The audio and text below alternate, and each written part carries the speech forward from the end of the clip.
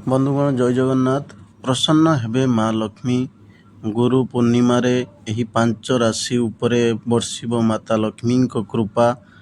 ଆଜି ଗୁରୁବାର, ଆଷାଢ଼ ଶୁକ୍ଳ ପକ୍ଷ ପଞ୍ଚମୀ ତିଥି। ଆଜି ପୂର୍ଣ୍ଣିମା ତିଥି ରାତି 2ଟା 7 ପର୍ଯ୍ୟନ୍ତ ରହିବ ଇନ୍ଦ୍ର ଯୁଗ। ଆଜି ରାତି 9ଟା 38 ପର୍ଯ୍ୟନ୍ତ ରହିବ। ଏହା ସହିତ ପୂର୍ବାଷାଢ଼ ନକ୍ଷତ୍ର ଆସନ୍ତାକାଲି ସକାଳ 5ଟା 56 ପର୍ଯ୍ୟନ୍ତ ରହିବ। ଏହା ବ୍ୟତୀତ ଆଜି ସ୍ନାନ ଦାନର ପୂର୍ଣ୍ଣିମା ବା ଗୁରୁ ପୂର୍ଣ୍ଣିମା ଉପବାସ।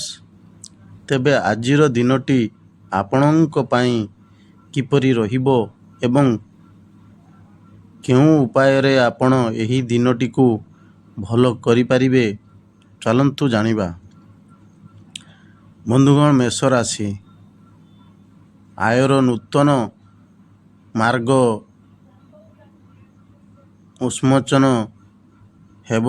ଚାକିରିରେ ପଦୋନ୍ନତି ସମ୍ଭାବନା ଅଛି। ନୂଆ ଯୋଜନା ପାଇଁ ଗୁରୁଜନଙ୍କ ପରାମର୍ଶ ନେବେ। ସ୍ୱାସ୍ଥ୍ୟ ସମସ୍ୟା ଦେଖା ଦେଇପାରେ। ଦାମ୍ପତ୍ୟ ଜୀବନ ସୁଖମୟ ହେବ। ବନ୍ଧୁଗଣ, ବୃଷ ରାଶି। ଅଧିକ ଖର୍ଚ୍ଚାନ୍ତ ହୋଇପାରନ୍ତି। ବ୍ୟବସାୟରୁ ଲାଭ ମିଳିବ। ପ୍ରେମ ସମ୍ବନ୍ଧୀୟ ମଜବୁତ ହେବ। ଉଧାର ଧନ ଫେରି ପାଇବେ। ସରକାରୀ କ୍ଷେତ୍ରରେ ସଫଳତା ଲାଭ କରିବେ। ଲୋକ ସମ୍ପର୍କ ବଢ଼ିବ। ମିଥୁନ ରାଶି। ସନ୍ତାନଙ୍କ ଭବିଷ୍ୟତ ପାଇଁ ଚିନ୍ତାରେ ରହିପାରନ୍ତି। ଧନ ଆଗମନ ଯୋଗ ଅଛି। ପରିବାର ସଦସ୍ୟଙ୍କ ସହିତ ମତାନ୍ତର ହେବ। ବ୍ୟବସାୟୀ ଦୂର ସ୍ଥାନକୁ ଯାତ୍ରା କରିବେ। ନୂଆ ଲୋକଙ୍କ ସଂସ୍ପର୍ଶରେ ଆସିବେ। ବନ୍ଧୁଗଣ, କର୍କଟ ରାଶି। ଅଫିସ କାମରେ ବ୍ୟସ୍ତ ରହିବେ। ଅତିରିକ୍ତ ଦାୟିତ୍ୱ ତୁଲାଇବେ।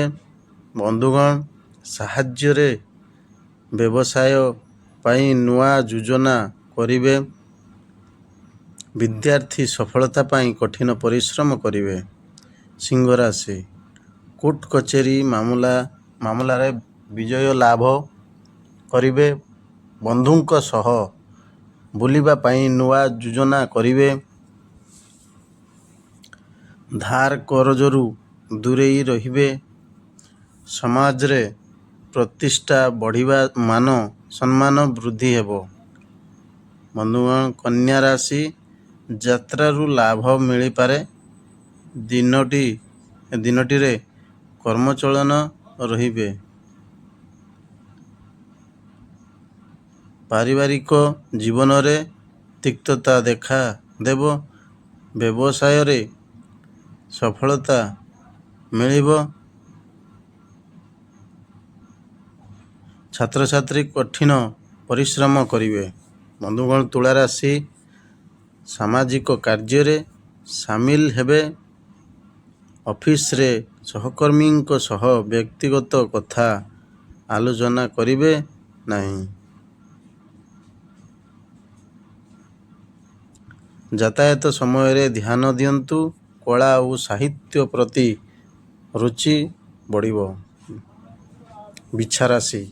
ଦିନଟି ଶୁଭ ଫଳ ପ୍ରଦାନ କରିବ। ଉତ୍ଫୁଲ୍ଲିତ ରହିବେ। ଦୀର୍ଘ ଦିନର ଆଶା ପୂରଣ ହୋଇପାରେ। ଅଫିସରେ ବରିଷ୍ଠ ଅଧିକାରୀଙ୍କ ସହଯୋଗ ମିଳିବ। ପାରିବାରିକ ବିବାଦରୁ ଦୂରେଇ ରହିବେ।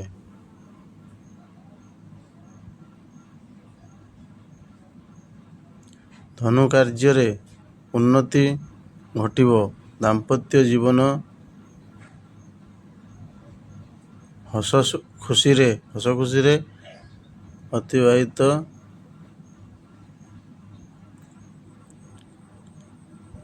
ଧନୁ ରାଶି। କାର୍ଯ୍ୟରେ ଉନ୍ନତି ଘଟିବ। ଦାମ୍ପତ୍ୟ ଜୀବନ ହସ ଖୁସିରେ ଅତିବାହିତ କରିବେ। ଇଚ୍ଛା ପୂରଣ ହେବ। ଗରିବ ଅସହାୟକୁ ସାହାଯ୍ୟ କରିବେ। ଗୁରୁଜନଙ୍କ ଆଦେଶ ପାଳନ କରିବେ। ମକର ରାଶି ଅଯଥା ଖର୍ଚ୍ଚରୁ ଦୂରେଇ ରହିବେ। ବଦଭ୍ୟାସ ପରିତ୍ୟାଗ କରିବେ। ସ୍ୱାସ୍ଥ୍ୟ ପ୍ରତି ଯତ୍ନବାନ ହେବେ। ବିବାହ ପ୍ରସ୍ତାବ ସ୍ଥିର ହେବ। ବିଦ୍ୟାର୍ଥୀ ପ୍ରବେଶିକା ପରୀକ୍ଷା ଲାଗି ପ୍ରସ୍ତୁତ ଜାରି ରଖିବେ। କୁମ୍ଭ ରାଶି ଦୀର୍ଘଦିନ ସମସ୍ୟାର ସମାଧାନ ହେବ। ଅଫିସ କାମ ସୁଚାରୁ ରୂପେ ତୁଲାଇବେ। ବ୍ୟବସାୟରେ ଉନ୍ନତି ପରିଲକ୍ଷିତ ହେବ। କୋର୍ଟ କଚେରୀ ମାମଲାର ଶୁଣାଣି ହେବ। ଦାନ୍ତ ଧର୍ମ କରନ୍ତୁ। ବନ୍ଧୁଗଣ, ଭିଡ଼ିଓଟି କେମିତି ଲାଗିଲା ସବସ୍କ୍ରାଇବ୍ କର। ଯଦି ଭିଡ଼ିଓଟି ଭଲ ଲାଗିଥାଏ ତ ସବସ୍କ୍ରାଇବ୍ କରନ୍ତୁ, ଲାଇକ୍ କରନ୍ତୁ, କମେଣ୍ଟ କରନ୍ତୁ, ସେୟାର କରନ୍ତୁ। ଧନ୍ୟବାଦ।